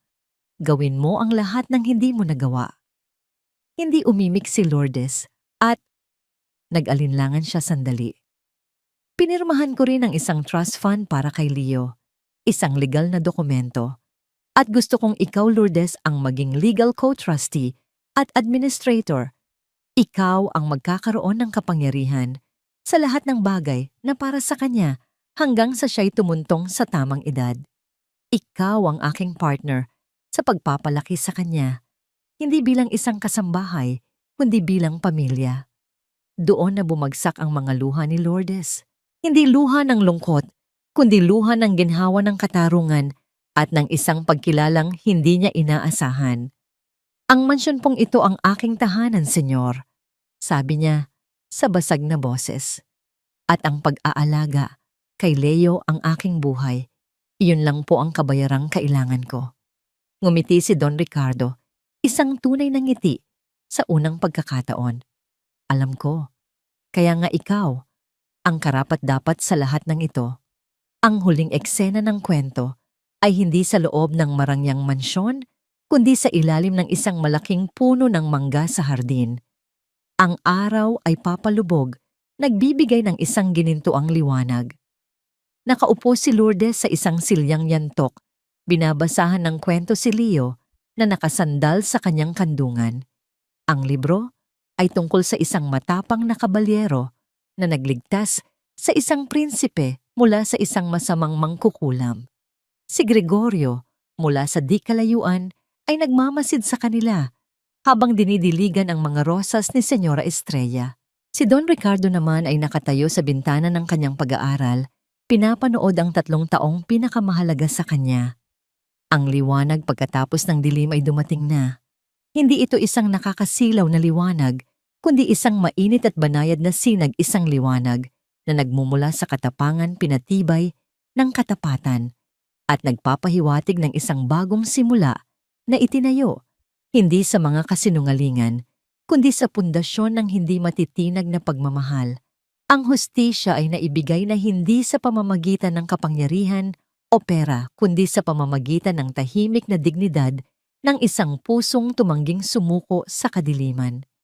Ang mga sumunod na linggo sa Mansion de Vega ay tila isang pilit na pagbabalik sa paraiso. Ang mga bulaklak sa hardin ay muling namukadkad ng buong kulay, ang mga pasilyo ay muling napuno ng sikat ng araw, at ang halakhak ni Leo ay naging pang-araw-araw na musika. Ngunit para sa mga tunay na nakikinig, ang bawat halakhak ay may kaunting panginginig. Ang bawat ngiti ay hindi lubusang umaabot sa kanyang mga mata. Paraiso ito, oo, ngunit isang paraisong may mga multo. Si Lourdes ang unang nakapansin sa mga bitak. Napansin niya kung paano biglang maninigas si Leo kapag may pinto na biglang sumarado. Napansin niya kung paano nito iniiwasan ang maliliit at madidilim na espasyo tulad ng aparador sa ilalim ng hagdanan kung saan dati itong paboritong magtago. At sa gabi, kapag akala ng lahat ay mahimbing na ang tulog ng bata, madalas na napapadaan si Lourdes sa silid nito at naririnig ang mahihinang hikbi. Si Don Ricardo sa kabilang banda ay ibinubuhos ang lahat ng kanyang oras at lakas sa pagiging ama. Iniwan niya ang karamihan sa kanyang trabaho sa opisina para lang makasama si Leo. Naglalaro sila sa hardin, nagbabasa ng mga libro, sinusubukang ibalik ang mga taon na nawala dahil sa kanyang pagkabulag. Bawat ngiti mula kay Leo ay isang munting tagumpay para sa kanya, isang patak ng gamot sa kanyang konsensyang puno ng sugat. Ngunit sa likod ng kanyang mga ngiti, nakikita ni Lourdes ang kanyang takot. Ang takot na baka ang pinsala ay permanente na.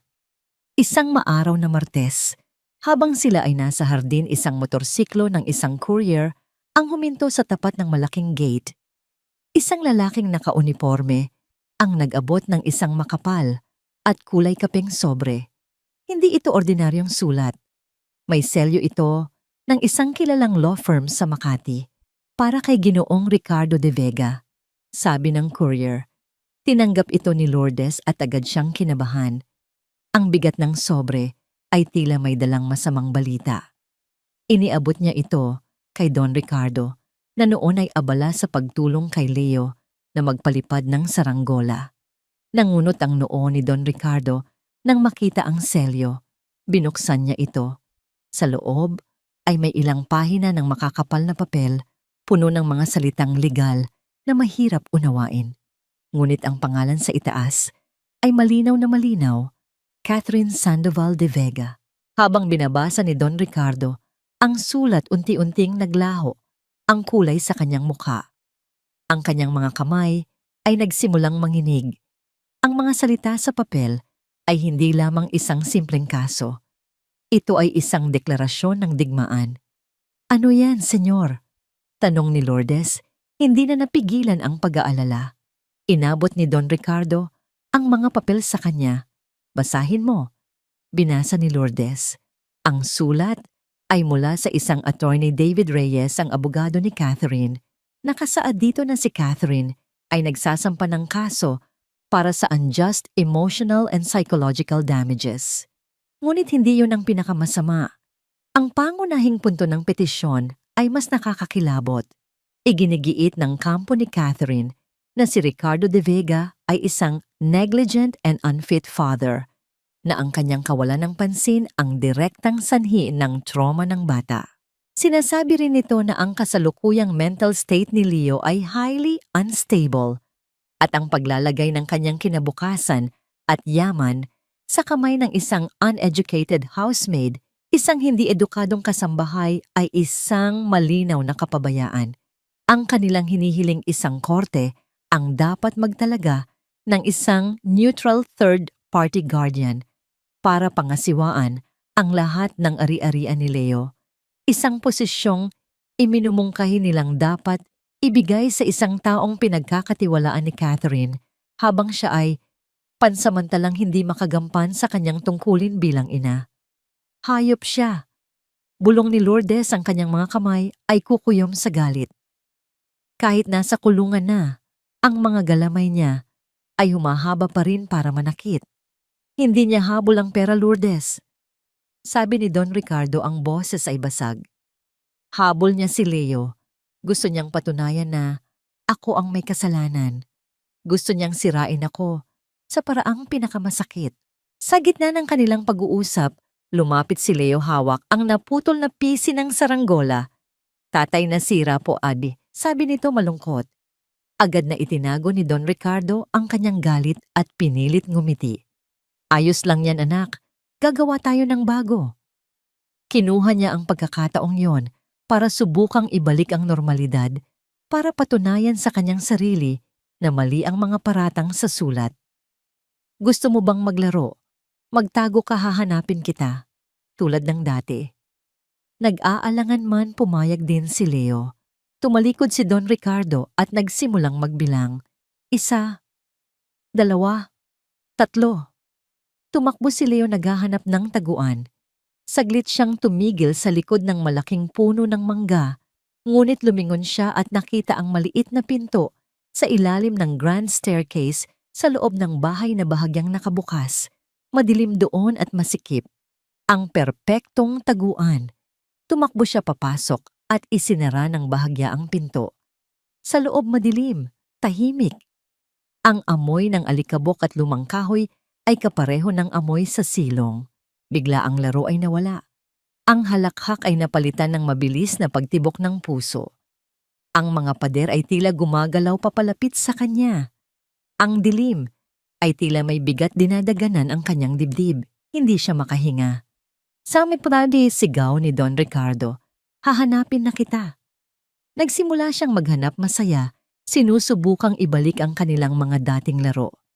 Ngunit pagkatapos ng ilang minuto, napansin niyang hindi niya pa rin makita si Leo. Leo, anak, tapos na ang laro. Tawag niya, walang sumasagot. Si Lourdes na may masamang kutob ay nagsimula na ring maghanap. Doon niya napansin ang bahagyang nakabukas na pinto sa ilalim ng hagdanan. Binuksan niya ito. Leo, ang sumalubong sa kanila ay isang nakakakilabot na tanawin. Si Leo ay nasa sulok, nakabaluktot, nanginginig ng husto. Ang kanyang mga mata ay nanlalaki, sa takot nakatitig sa kawalan. Ang kanyang paghinga ay mabilis at mababaw. Madilim. Hikbi ng bata. Ayoko po sa dilim. Huwag niyo po akong iwan. Ayoko po dito. Agad siyang binuhat ni Don Ricardo at inilabas sa liwanag. Nandito si tatay, anak. Ligtas ka. Laro lang yon. Ngunit hindi na siya naririnig ni Leo. Patuloy itong umiiyak at nanginginig, nakayakap sa kanyang ama na parang ayaw nang bumitaw. Nakatayo si Lourdes sa tabi nila, hawak pa rin ang sulat mula sa abogado. Ang malamig na katotohanan ay tumama sa kanya ng buong lakas. Ang laban ay hindi pa tapos.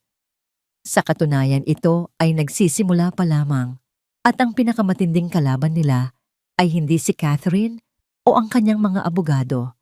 Ang kalaban nila ay ang mga aninong iniwan ni Catherine sa isipan ng isang 8 taong gulang na bata. Ang insidente sa ilalim ng hagdanan ay isang babala, isang paunang lasa ng mas malalim na problemang nagkukubli. Ang dating paraisong pilit na binubuo ni na Don Ricardo at Lourdes ay tuluyan ng gumuho at ang realidad na kanilang kinakaharap ay naging mas malinaw at mas masakit. Hindi na muling naging normal ang mga gabi sa mansyon. Isang gabi 3 araw.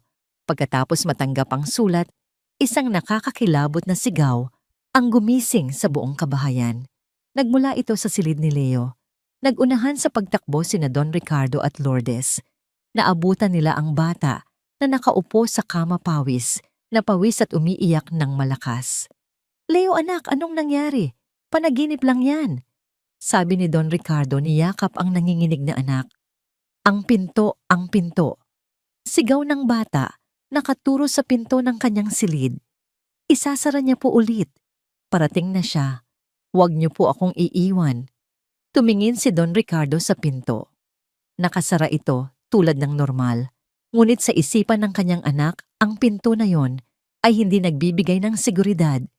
Ito ay isang banta, isang simbolo ng kanyang naging kulungan. Mula ng gabing iyon, hindi na pumayag si Leo na isara ang pinto ng kanyang silid kapag natutulog.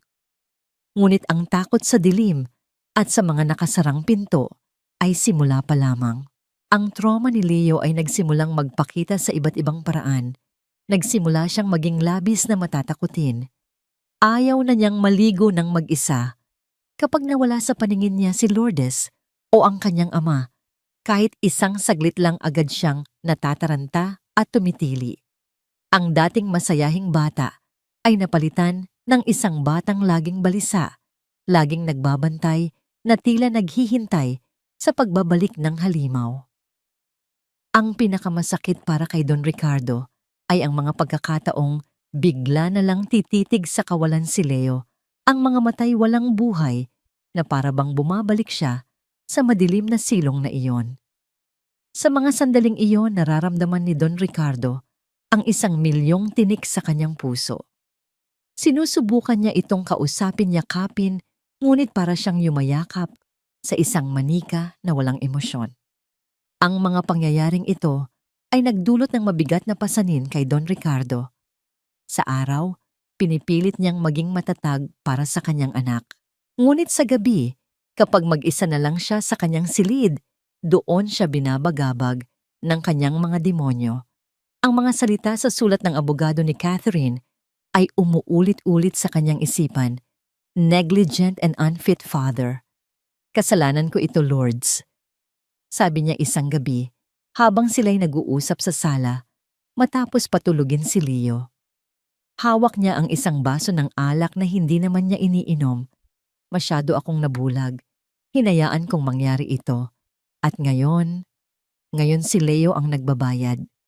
Hindi ito ang oras para sisihin ang sarili, Senyor. Mahinahong sagot ni Lourdes, kahit na sa puso niya ay naroon din ang kirot. Ito ang oras para lumaban. Para kay Leo. Paano? Tayo lalaban? Tanong ni Don Ricardo. Ang boses ay puno ng desperasyon. Gagamitin nila ang kalagayan ni Leo laban sa atin. Bawat sigaw niya sa gabi, bawat takot niya sa dilim, lahat ng isan ay magiging ebidensya sa korte na tayo ay pabaya. Isang tawag ang nagpatotoo sa kanyang mga kinatatakutan. Tumawag ang kanyang abogado, si Attorney Mendoza, isang matagal ng kaibigan ng pamilya. Ricardo, may problema tayo, sabi ni Attorney Mendoza sa kabilang linya.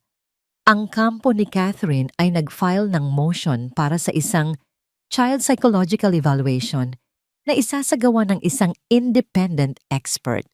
Siyempre, ang independent expert na ito ay konektado sa law firm nila. Gusto nilang opisyal na madokumento ang trauma ni Leo para magamit sa kaso. Napahawak ng mahigpit si Don Ricardo sa telepono. Hindi ako papayag. Hindi ko hahayaang gawin nilang isang sirko ang paghihirap ng anak ko. Wala tayong magagawa, Ricardo. Karapatan nilang hilingin iyon sa korte. At kung tatanggi tayo, lalo lang tayong magmumukhang may itinatago. Paliwanag ng abogado. Ang kailangan nating gawin ay unahan sila. Kailangan nating ipakita sa korte na ginagawa natin ang lahat para matulungan si Leo. Pagkatapos ng tawag, napaupo si Don Ricardo sa kanyang silya talunan. Ang digmaan ay hindi na lamang sa korte. Ang digmaan ay nasa loob na mismo ng kanilang tahanan at ang kanilang bawat kilos ay sinusuri. Bawat pag-aalaga nila kay Leo ay maaaring baluktutin at gawing isang argumento ng kapabayaan. Kinagabihan, isa na namang sigawang gumising sa kanila. Ngunit sa pagkakataong ito, iba. Nadatnan nila si Leo sa sahig ng kanyang silid, umiiyak, habang pilit na itinutulak ang kanyang mabigat na aparador para harangan ang pinto. Leo, anak, anong ginagawa mo? Sigaw ni Don Ricardo, para hindi na siya makapasok. Hikbi ng bata, para hindi na niya ako makuha ulit. Lalagyan ko po ng harang ang pinto. Doon sa sahig ng silid ng kanyang anak, habang pinipigilan ng isang batang 8 taong gulang na nagtatayo ng sarili niyang kulungan para lang maramdamang ligtas siya, tuluyang gumuho ang puso ni Don Ricardo. Tumingin siya kay Lourdes, ang kanyang mga mata ay puno ng luha at isang bagong desisyon. Ang pagmamahal niya ay hindi sapat. Ang pag-aalaga ni Lourdes ay hindi sapat. Ang paglaban sa korte ay hindi sapat. May kulang. At kung hindi nila ito hahanapin, matatalo sila sa digmaan, hindi laban kay Catherine, kundi laban sa mga halimaw na iniwan nito sa gabi. Ang imahe ni Leo, na pilit na hinaharangan ang sarili niyang pinto, ay isang sampal ng katotohanan na gumising kay Don Ricardo. Sa loob ng maraming araw, ang kanyang naging tugon sa problema ay galit-galit kay Catherine, galit sa mga abogado, at higit sa lahat, galit sa kanyang sarili. Ngunit ang galit ay hindi nakakagamot. Ang galit ay hindi kayang patahanin ang isang batang umiiyak sa dilim. Kinabukasan, merong isang bagong katahimikan kay Don Ricardo. Hindi ito ang katahimikan ng pagkatalo, kundi ang katahimikan ng isang taong nag-iisip ng malalim, isang taong handa nang tanggapin ang isang mahirap na katotohanan. Ipinatawag niya si Lourdes sa kanyang opisina. Sa mesa sa pagitan nila ay hindi mga legal na dokumento, kundi isang manipis na folder. Nag-research ako kagabi, Lourdes. Sabi niya, ang boses ay kalmado at seryoso. Buong gabi. Binuksan niya ang folder. Sa loob ay mga pangalan ng mga tao at institusyon, mga child psychologist, mga trauma specialist, mga therapy center para sa mga bata. Ang sabi ni Attorney Mendoza, kailangan nating unahan sila. Pagpapatuloy ni Don Ricardo. Ngunit ngayon, napagtanto kong hindi yun ang dahilan. Hindi natin gagawin ito para sa korte. Hindi natin gagawin ito para manalo sa kaso. Tumingin siya nang diretso kay Lourdes, ang kanyang mga mata ay puno ng isang bagong kalinawan. Gagawin natin ito para kay Leo. Ito ang pag-amin. Ang pag-amin na ang kanilang pagmamahal at pag-aalaga, gaano man kadalisay, ay hindi sapat. Ang pag-amin na ang sugat ni Leo ay mas malalim kaysa sa kaya nilang abutin. Tumawag ako kanina, sabi ni Don Ricardo, kay Dr. Ana Reyes. Siya raw ang pinakamagaling sa larangang ito. Huminto siya sandali, tila nahihirapang sabihin ang mga susunod na salita. Gusto niyang makausap si Leo at gusto niya rin tayong makausap. Ako, ikaw, bilang mga pangunahing tagapag-alaga. Tumango si Lourdes, ngunit sa loob niya ay may kumikirot. Isang dayuhan. Papapasukin nila ang isang dayuhan sa pinakapribadong sakit ng kanilang pamilya. Ngunit alam niyang tama si Don Ricardo. Kung ito po ang makakabuti sa bata, Senyor, susuportahan ko po kayo. Ngunit may isa pang balakid. May problema? Sabi ni Don Ricardo. Sinabi ng abogado ni Catherine na anumang hakbang na gagawin natin para sa treatment ni Leo ay dapat may pahintulot ng korte para masigurong hindi natin tinuturuan o iniimpluwensyahan ang bata. Isang malinaw na patibong. Gusto nilang maantala ang lahat. Dito na pumasok ang bigat ng bagong tungkulin ni Lourdes. Tumingin si Don Ricardo sa kanya, hindi na bilang amo, kundi bilang isang partner, isang kasama sa laban. Bilang co-trustee ng pondo ni Leo Lourdes, ang pirma mo ay kasing halaga ng pirma ko. May kapangyarihan kang gumawa ng desisyon para sa kapakanan niya. Paliwanag ni Don Ricardo. Maari nating labanan ang mosyon nila sa korte na aabuti ng ilang linggo o buwan. O, maaari tayong gumawa ng isang mapanganib na hakbang. Inilatag niya ang plano. Gagamitin natin ang sarili nating pera, hindi ang pondo ni Leo, para simulan ng therapy. Hindi natin ito idedeklara sa korte. Gagawin natin itong palihim.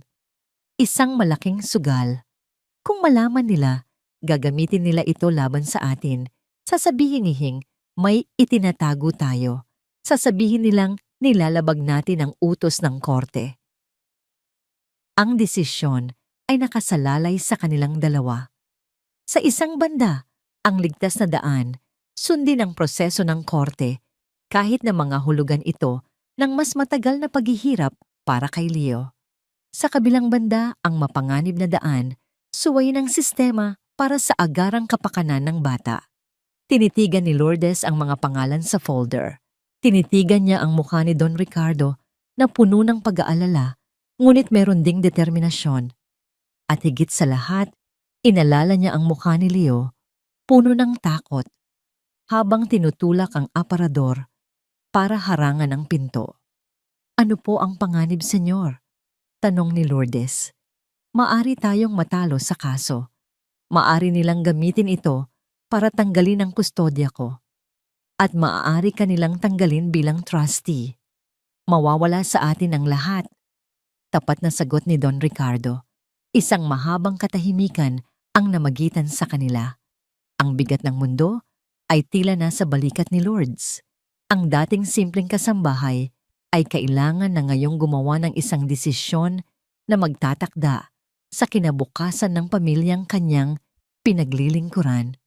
Pagkatapos ng ilang sandali, tumingin siya kay Don Ricardo. Ang kanyang mga mata ay matatag at walang bahid ng pag-aalinlangan. Noong una, ipinaglaban ko ang buhay niya. Ngayon, kailangan nating ipaglaban ang kanyang kaluluwa. Sabi ni Lourdes, may mga bagay na mas mahalaga kaysa sa pera o sa korte. Huminga siya ng malalim at ibinigay ang kanyang desisyon. Tawagan ninyo ang doktora. Simulan na natin. Kung ang paglabag sa kanilang mga patakaran ay ang tanging paraan para mabuo muli ang bata, kung gayon, lalabagin natin ang lahat ng kanilang mga patakaran. Sa sandaling iyon sa loob ng madilim na opisina, isang alyansa ang muling pinagtibay. Hindi na sila biktima na naghihintay sa hatol ng korte. Sila na ngayon ang mga mandirigmang handang suungin ang dilim para iligtas ang kanilang pinakamamahal na prinsipe. Ang mga sumunod na linggo ay naging isang maingat na sayaw sa pagitan ng liwanag at dilim. Sa araw palihim na dinadala ni Lourdes at Don Ricardo, si Leo sa klinika ni Dr. Ana Reyes. Ang mga sesyon ay mahirap sa simula. Si Leo ay tahimik, ayaw magsalita. Ngunit si Dr. Reyes ay himahinahon at matiyaga. Ginamit niya ang pagguhit at paglalaro, hindi mga salita, para unti-unting buksan ang isipan ng bata. Habang nangyayari ito, ang legal na laban ay umiinit.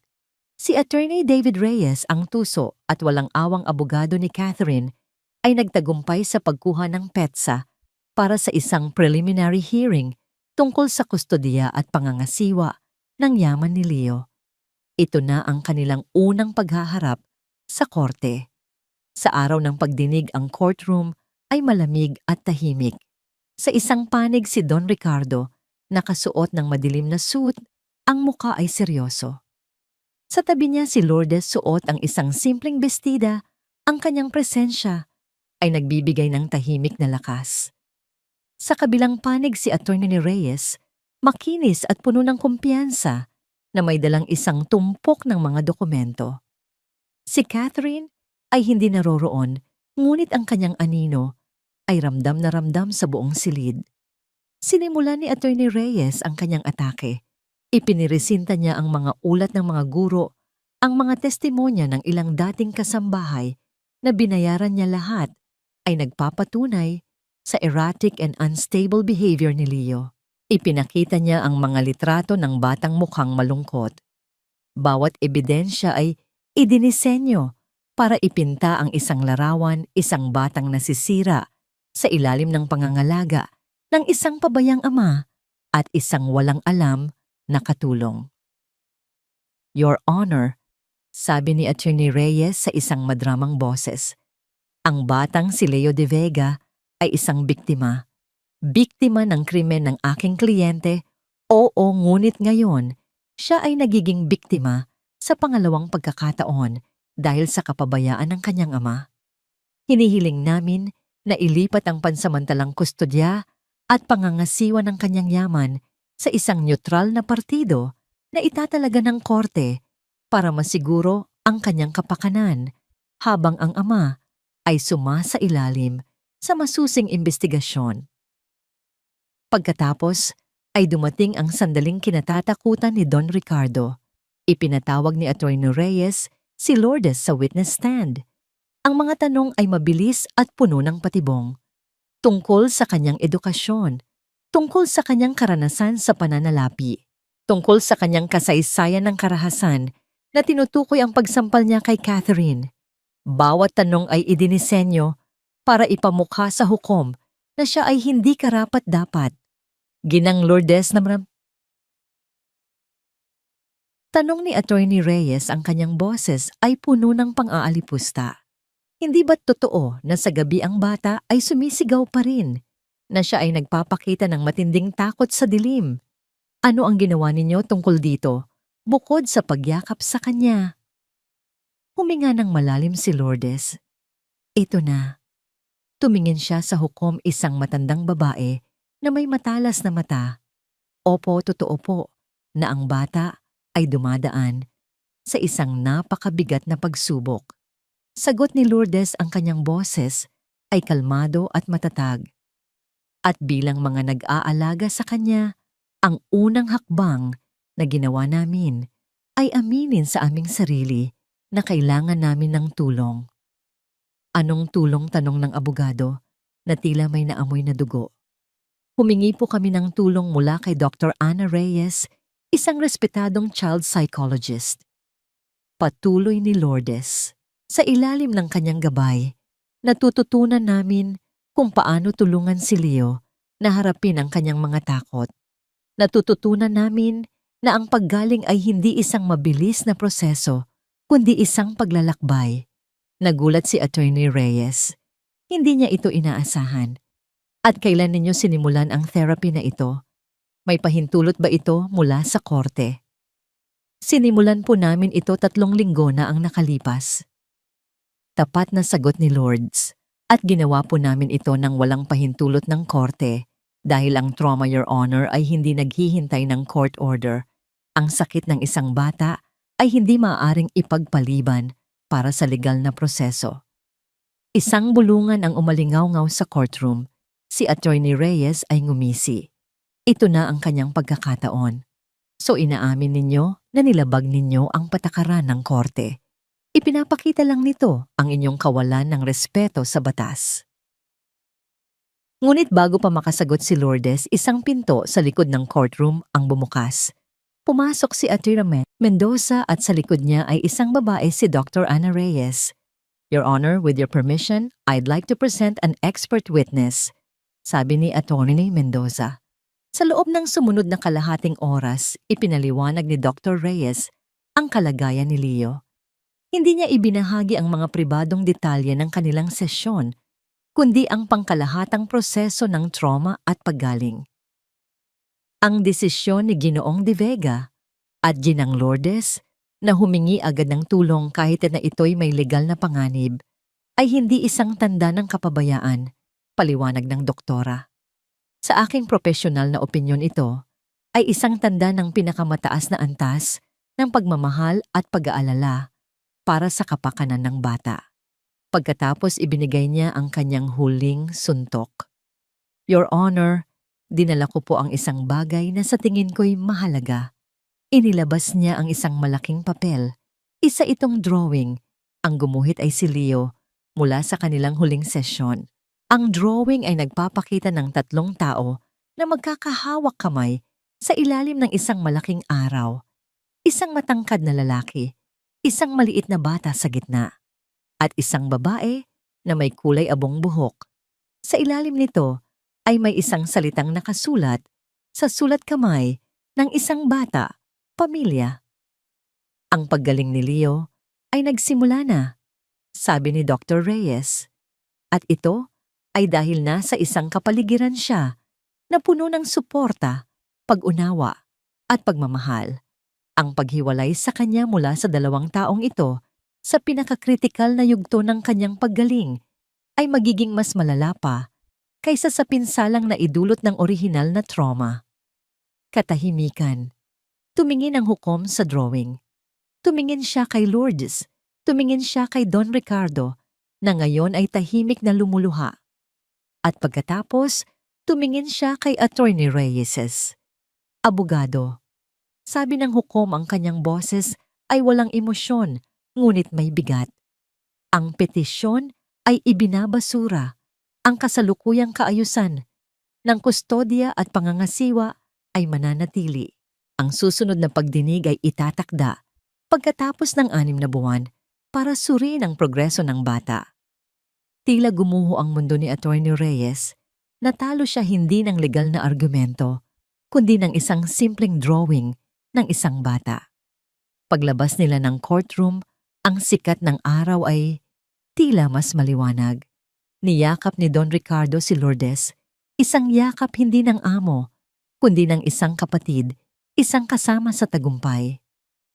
Salamat Lourdes, sa lahat. Ngumiti si Lourdes. Ang laban ay hindi pa lubusang tapos, ngunit ang pinakamahalagang digmaan ay napanalunan na nila. Hindi sa loob ng korte, kundi sa loob ng klinika ng isang doktora at sa puso ng isang batang nagsisimula nang gumuhit muli ng araw. Pag-uwi nila, naabutan nila si Leo sa hardin, masayang naglalaro, kasama si Gregorio. Tumakbo ito pasalubong sa kanila, hindi na may takot, kundi may ngiti. Tatay Manang Lourdes. Sigaw nito at niyakap silang dalawa. Tingnan niyo po, may bulaklak na ulit ang mga rosas ni Mami. Tumingin silang tatlo sa hardin. Ang mga rosas ni Señora Estrella ay namumukadkad mas matingkad at mas maganda kaysa dati.